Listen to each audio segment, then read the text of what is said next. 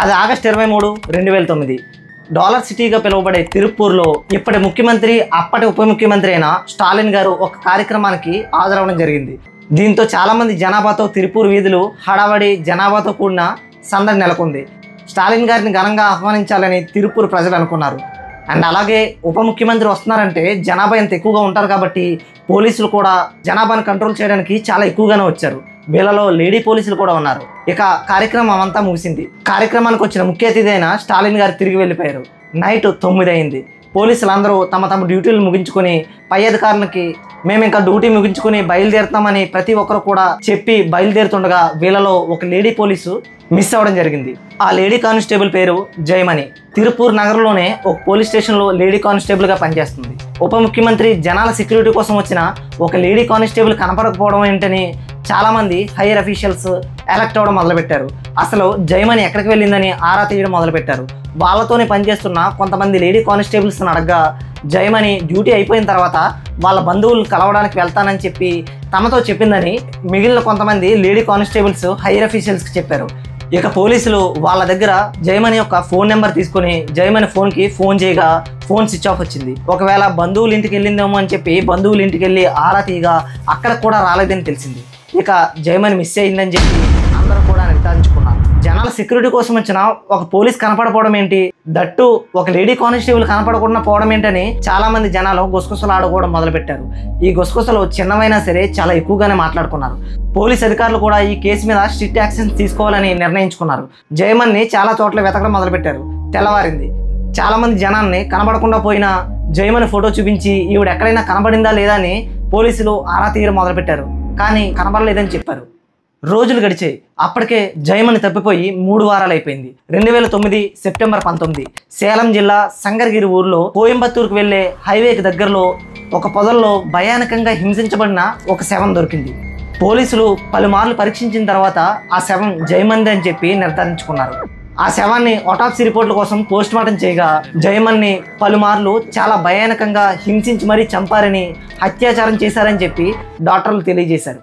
ఒక లేడీ కానిస్టేబుల్ని ఇంత దారుణంగా చేశారంటే ఈ విషయం బయటకు వెళ్తే పోలీసుల మీద ఉన్న నమ్మకం తమిళనాడు ప్రజల్లో పోతుందని పోలీసులు ఎలాగైనా సరే ఈ కేసుని బయట పెట్టాలని చెప్పి నడుం బిగించారు. ఇలా పోలీసులు వెతుకుతూనే దాదాపు 1 రోజులు గడిచిపోయింది. జయమణి బాడీ మీద ఉన్న ఫింగర్ ప్రింట్స్ బట్టి ఏమైనా ఆధారాలు దొరుకుతాయని ప్రయత్నించారు. అండ్ అలాగే ఆ ఫింగర్ ప్రింట్స్ని బట్టి తమ పరిధిలో ఉన్న జైళ్ళల్లో ఏదైనా ఖైదీ ఫింగర్ ప్రింట్స్తో ఈ బాడీ మీద ఉన్న ఫింగర్ ప్రింట్స్ మ్యాచ్ అవుతాయని చాలా ట్రై చేశారు. కానీ ఎవరు దొరకలేదు.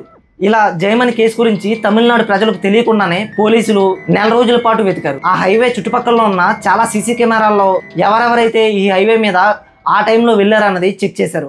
అయినా సరే ఎవరు కూడా అనుమానాస్పదంగా కూడా కనబడలేదు. ఇలా దాదాపు 1 రోజుల పాటు వెతికిన తర్వాత అక్టోబర్ 19, 2009 సేలం జిల్లా పోలీస్ స్టేషన్కి ఒక ఫోన్ కాల్ వచ్చింది. కోయంబత్తూరు సెంట్రల్ జైల్లో ఒక వ్యక్తి ఉన్నాడని, ఆ వ్యక్తి ఇటువంటి కేసులోనే ఒక 2 రోజుల క్రితమే అరెస్ట్ చేశామని సేలం పోలీస్ స్టేషన్కి ఫోన్ కాల్ వచ్చింది. సేలం జిల్లా పోలీస్ స్టేషన్లో ఉన్న పోలీసులు కోయంబత్తూరు సెంట్రల్ జైల్లో ఉన్న ఈ వ్యక్తిని కలవడానికి వచ్చారు. ధర్మపురి జిల్లాలో పోలీస్ స్టేషన్లో ఉన్న కొంతమంది పోలీసులు కూడా ఇతన్ని చూడడానికి వచ్చారు. తమ పరిధుల్లో చాలా కేసులు హైవేల పక్కన ఇలాంటి బాడీలు దొరుకుతున్నాయని, ఆ రిపోర్టుల్ని మేమంతా రెడీ చేసినా సరే ఎవరు కూడా కేసు పెట్టడానికి కూడా ముందుకు రావట్లేదని తెలియజేశారు. అసలు ఈ కేసు వెనుకున్న రహస్యం ఏంటన్నది తెలుసుకోవడానికి పోలీసులు ఇంకా ఆరా తీయగా అతను ఒక లారీ డ్రైవర్గా గుర్తించారు. అతని పేరు శంకర్, సైకో శంకర్.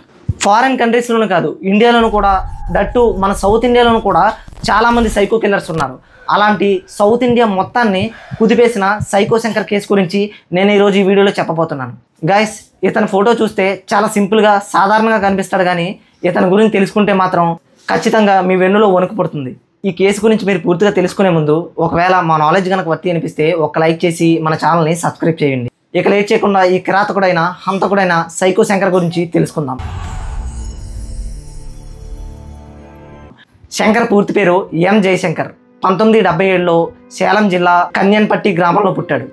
ఆడుతూ పాడుతూనే ఇంటర్ వరకు చదివేశాడు. ఆ తర్వాత ఎవరో తన అనే అధికారం లేదు, ఎందుకంటే తల్లిదండ్రులు కూడా లేరు. ఇక అలా గడుస్తుండగా షణ్ముఖ ట్రావెల్స్లో క్లీనర్గా జాయిన్ అయ్యాడు. రోజులు నెలలయ్యాయి, నెలలు సంవత్సరాలు అయ్యాయి.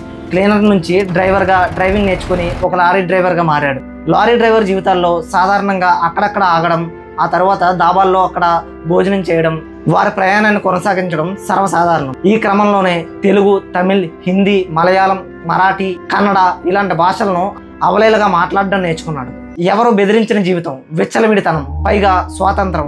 హైవేల్లో పొట్టకూడు కోసం లైట్లు పట్టుకుంటూ వేశ్యలుగా మారిన చాలా మంది ఆడవాళ్ళు ఉంటారు. వయసు వచ్చిన శంకర్కి తన కామానికి రెక్కలు వచ్చాయని చెప్పాలి. ఇదే అదునుగా తీసుకుని ఆ వేశ్యలపై తన లారీ డ్రైవర్గా పనిచేస్తూ సంపాదించిన ప్రతి రూపాయిని కూడా ఇక్కడే ఖర్చు చేసేవాడు. ఇలా మొదట్లో తన కామాన్ని తీర్చుకోవడానికి ఆ వేశ్యలను ఉపయోగించేవాడు. కానీ రోజులు గడిచే కొలది తనలో ఉన్న సైకోతత్వం బయటపడింది. టైం గడిచే కొలది సైకోతత్వం బయటపడడంతో ఆ వేశ్యల్ని శంకర్ కామం తీరిన తర్వాత చంపేశాడు. ఎంత దారుణంగా చంపేసేవాడంటే తమ పళ్ళని, జుట్టుని ఆ వేశ్యలు బతుకుండగానే పీకేసేవాడు. వాళ్ళు అరుస్తుంటే ఆ అరుపుల్ని చాలా ఆనందంగా అనుభవించేవాడు. ఇలా దక్షిణ భారతదేశం మొత్తంలో చాలా చోట్ల, చాలా హైవేల మీద సైకో శంకర్ లారీ నడిచింది. ఇలా ఎన్ని హత్యలు చేసినా సరే సైకో శంకర్ బయటపడలేదు. ఎందుకంటే వేశ్య వృత్తిలోకి వచ్చిన వాళ్ళు సాధారణంగా అనాథలు, పొట్టకూడు కోసం మాత్రమే వస్తారు. ఒకవేళ ఇలా మిస్ అయ్యారు అని చెప్పి ఎవరైనా కేసు పెట్టాలంటే ఇంకో అనాథ అయినా ఇంకో వేశ్య మాత్రమే పోలీస్ స్టేషన్కి వచ్చి మరి ఆ కేసు పెట్టాలి. ఇలా ఇంత రిస్క్ చేసి మరి వేరే వేశ్య గురించి ఇంకో వేశ్య కేసు పెట్టదు కదా మిస్ అయిందని. అందుకనే దీన్ని అదునుగా తీసుకొని ఈ సైకో శంకర్ విజృంభించాడని చెప్పాలి. అయితే కోయంబత్తూరు సెంట్రల్ జైల్లో ఈ సైకో శంకర్ని విచారిస్తుండగా తనతో పాటు ఒక బ్లాక్ కలర్ బ్యాగ్ను కూడా పోలీసులు స్వీకరించారు. దాంట్లో ఒక కత్తి, గొడ్డలి ఎప్పుడు కూడా తను క్యారీ చేస్తుండేవాడని, దీంతోనే ఈ అత్యాచారాలన్నీ చేశాడని తను చెప్పుకొచ్చాడు. మొదట్లో ఈ అత్యాచారాలు చేయడానికి తనకు పెద్దగా ఇంట్రెస్ట్ ఉండేది కాదని, తనకు అనుకూలించిన ఆడవాళ్ళని మాత్రమే నేను ఇలా చేశానని తను చెప్పుకొచ్చాడు. తర్వాత ఏమైందంటే వాళ్ళ అరిచే అరుపులు తనకు చాలా ఆనందాన్ని కలిగించాయని, దీంతో ఇదే కంటిన్యూ చేశానని, కొన్ని సార్లు చనిపోయిన శవాలతో కూడా నేను ఇదే పని చేశానని చెప్పి స్వయంగా ఈ సైకో శంకరే చెప్పాడు. ఈ పని చేయడానికి వేశ్యలు నిలబడినప్పుడు తన దగ్గరికి వెళ్ళి నెమ్మదిగా మాట్లాడి ఆ తరువాత తన లారీలో తీసుకుని వెళ్ళి ఎవరూ లేని ఒక నిర్మానుష్యమైన ప్రదేశంలో ఈ పని చేసేవాడని, అండ్ అలాగే తాను మరియు తన లారీ ఎటువంటి పరిస్థితుల్లోనూ కూడా బయటపడకుండా జాగ్రత్త పడేవాడని పోలీసుల విచారణలో తేలింది. పోలీసులకి శంకర్ చెప్పింది మొత్తం అంతా విన్న తర్వాత కేవలం తమిళనాడులో మాత్రమే తాను ఇలా చేశారని అనుకున్నారు. కానీ నిజానికి తనని పూర్తిగా విచారించిన తర్వాత కేవలం తమిళనాడు మాత్రమే కాదు, తమిళనాడు, ఆంధ్ర, కర్ణాటక, కేరళ, ఒరిస్సా ఇలా చాలా రాష్ట్రాల్లో ఆ రోజు రాత్రికి తనకు కావాల్సింది ఏ ప్రదేశంలో దొరికితే ఆ ప్రదేశంలో ఈ పని చేసేవాడని తానే స్వయంగా తెలియజేశాడు. పోలీసులు రికార్డులన్నీ తిరగేసిన తర్వాత వేరు రాష్ట్రాల్లో ఉన్న కేసులన్నీ బయటపెట్టి ఆ పోలీసులు శంకర్ని చూడడానికి వచ్చిన తర్వాత తనను మరింత గట్టిగా విచారిస్తే ఈ హత్యలన్నీ తానే చేశానని తానే ఒప్పుకున్నాడు.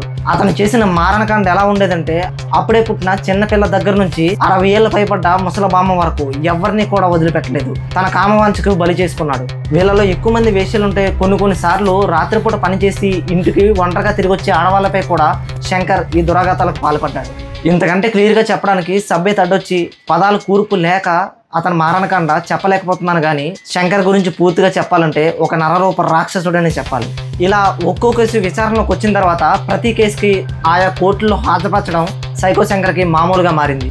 అది 2011 మార్చి 17 ధర్మపురి ఫాస్ట్ ట్రాక్ కోర్టులో సైకో శంకర్ని హాజరుపరిచిన తర్వాత తనని సేలం నుంచి కోయంబత్తూరు తీసుకెళ్లే దారిలో నైట్ 9:30కి రాజువేలు అండ్ చిన్నస్వామి ఇద్దరు కానిస్టేబుల్తో పాటు సేలం బస్ స్టేషన్లో వెయిట్ చేస్తున్నారు. నార్మల్ బస్ అయితే నేను ఎక్కనని, జనాలతో పాటు ఉక్కిరి బిక్కిరిగా ఈ సంఖ్యలతో పాటు తీసుకెళ్తే నాకు నచ్చదని చెప్పి సైకో శంకర్ టెక్కు చేశాడు. ఇక జనాలతో పాటు ఇలాంటి వ్యక్తిని తీసుకెళ్ళడం అంత మంచిది కాదని రాజువేలు డీలక్స్ బస్ కోసం వెతకడానికి వెళ్ళారు.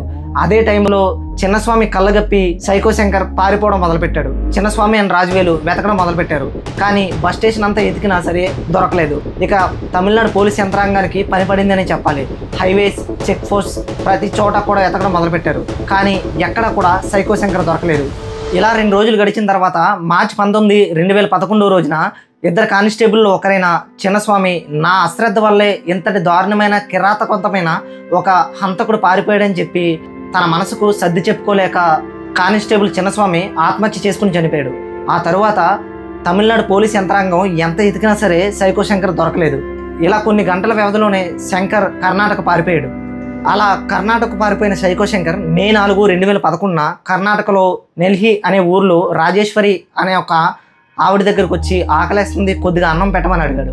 అన్నం తిన్న తర్వాత కడుపు ఆకలి తీర్చిన అమ్మలాంటి ఆ మహిళను నా కామం కూడా తీర్చాలని కోరుకోవడమే సైకో శంకర్ చేసిన పెద్ద తప్పు.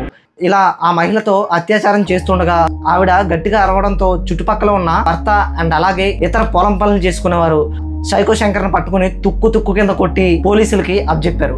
ఆ తరువాత ఇతని గురించి క్లియర్గా తెలియదు, కానీ జైల్లో ఉన్నాడంతే.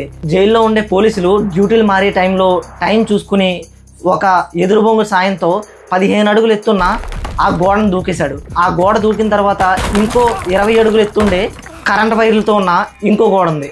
ఆ గోడను కూడా ఆ ఎదురుబొంగుతోనే దూకాడు. కానీ ఆ టైంకి యాదృచ్ఛికమో మరేంటో తెలీదు, ఆ కరెంట్ ఫెన్సింగ్ ఉన్న గోడకి ఆ రోజు కరెంట్ లేదు. అండ్ అలాగే గోడ మీద పదునైన గాజు పెంకులతో అమర్చబడిన ఒక నిర్మాణం కూడా ఉంది. కానీ ఆ గాజు పెంకులను కూడా తొక్కుకుంటూ ప్రాణాల మీద భయంతో ఆ గోడను కూడా దూకేసి అక్కడి నుంచి పారిపోయాడు. ఆ తర్వాత తెలిసిందంటే ఆ జైల్లోనే ఈ సైకో శంకర్ పారిపోవడానికి కొంతమంది కారకులు అయ్యారని, తాను బయటకు వెళ్ళిన తర్వాత చాలా మొత్తంలో డబ్బు ఇస్తానని సైకో శంకర్ అక్కడ ఉన్న కొంతమంది కానిస్టేబుల్ చెప్పినట్టుగా విచారణలో తేలింది. ఈ విచారణలో తేలిన తర్వాత బెంగళూరు సెంట్రల్ జైల్లో ఉన్న ఆ కానిస్టేబుల్ని ఉద్యోగం నుంచి తొలగించారు కూడా. ఇతని గురించి పూర్తిగా తెలుసుకున్న బెంగళూరు పోలీసులు కూడా అలర్ట్ అయ్యారు. అతని పాదాలకి పూర్తిగా రక్తం కారడంతో ఇక అతను ఎంతో దూరం వెళ్ళుండడని పోలీసులు గట్టిగా నిఘా పెట్టడంతో ఆ సెంట్రల్ జైలుకి కొద్దిపాటి దూరంలో ఉన్న ఒక చిన్నపాటి బూత్ బంగ్లాలో ఉండే ఒక ఇంట్లో శంకర్ దాక్కున్నాడు. ఈ విషయాన్ని పోలీసులు గమనించి శంకర్ని పట్టుకుని మళ్ళీ తిరిగి జైలుకి తీసుకొచ్చారు. ఇక సైకో శంకర్ గురించి పూర్తిగా తెలిసిన తర్వాత ఇతను బయట ఉండడం అంత కరెక్ట్ కాదు, అండ్ అలాగే సెక్యూరిటీ కూడా చాలా హై అలర్ట్ లో ఉండాలని చెప్పి ఎక్కువ మంది పోలీసులను పెట్టి మరి సైకో శంకర్ని కాపలా కాస్తూ ఉండేవారు. ఇలా కొన్ని రోజులు గడిచిన తర్వాత శంకర్ గడ్డం గీయడానికి ఒక బార్బర్ జైల్లోకి వచ్చాడు. శంకర్ గడ్డం పని పూర్తయిన తర్వాత ఆ బార్బర్ దగ్గర ఉన్న ఒక బ్లేడ్ని శంకర్ దొంగచాటుగా దాచుకుని పక్కన పెట్టుకున్నాడు. చుట్టుపక్కల ఎవరూ లేని టైం చూసి శంకర్ ఆ బ్లేడ్ పెట్టుకుని తన గొంతు తానే కోసుకుని చనిపోయాడు.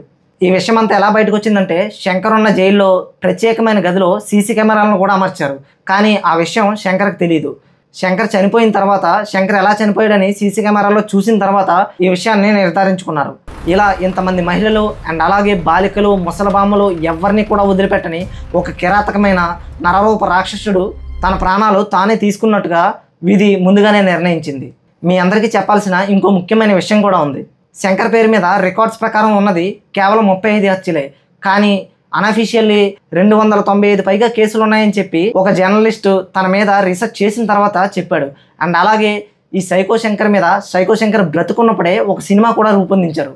ఆ సినిమా పోస్టర్ని ఇక్కడ వేస్తాను చూడండి. ఆ సినిమాలో సైకో శంకర్ క్యారెక్టర్ ప్లే చేసిన ఆ వ్యక్తికి ఎటువంటి డైలాగులు లేకుండా కేవలం మేనరిజంతోనే కథ మొత్తాన్ని నడిపించారు.